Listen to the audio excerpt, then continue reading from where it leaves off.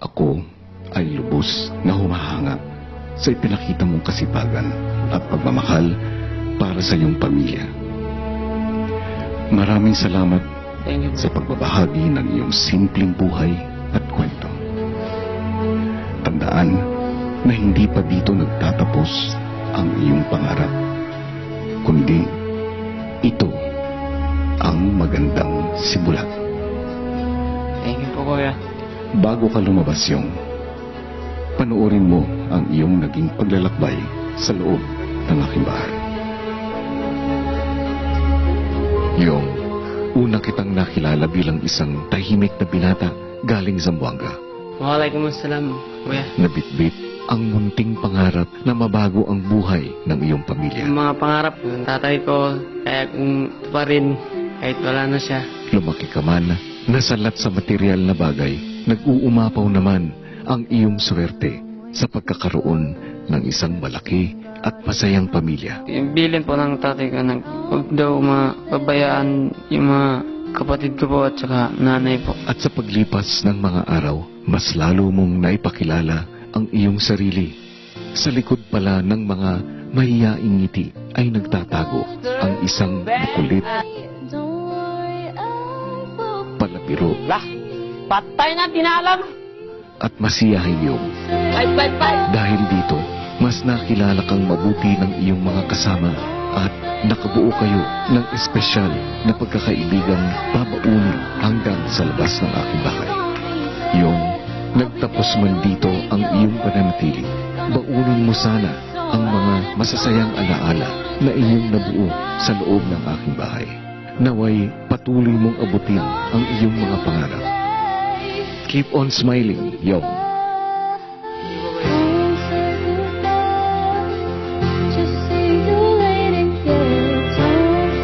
Sweet talaga ni Kuya at kami talaga proud na proud para kay Yong. At habang inintay natin ang pag-asa ng Zamboanga City na si Yong, tingnan muna natin ang naging resulta ng botohan.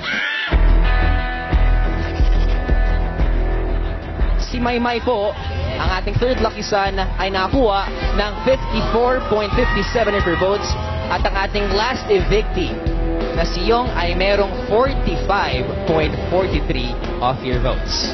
Ganong katindi ang naging laban ng ating dalawang housemates. Lahat ng mga kapamilya natin, kabado ako sa naging resulta. Kaya naman ngayon, panahon na para ibigay kay Ate Vicky. Thank you, Robbie. At ngayon kasama natin si Nanay Gemma. Siyempre ang butihing ina ni Yong na talagang proud na proud sa kanyang anak at sa lahat ng nangyari. At sa puntong ito, maliban kay Nanay Gemma, gusto nating i-acknowledge siyempre ang Team Yong at ang Yongsters.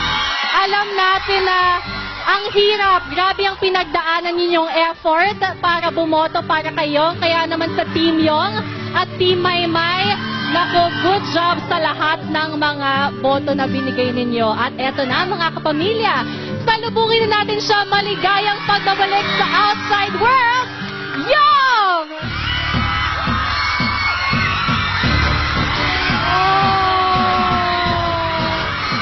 Yong! Si Mami nandito! Yong, welcome back to the outside world! Hello po, hello po. Oh, hindi na tayo magkarinigan dahil sa boses ng mga supporters mo. Pero Yong, nagsilbing inspirasyon ka hindi lang sa mga housemates mo, pero sa lahat ng mga tao dito sa outside world. Eto na guys, ano ang mensahe mo para sa mga taga-suporta mo, Yong? Anong gusto mo sabihin sa kanila? Maraming sa inyong lahat, mga kapamilya. Mahal ko kayong lahat. We love you. Thank you, thank you. At syempre, fight! Fight. Love you.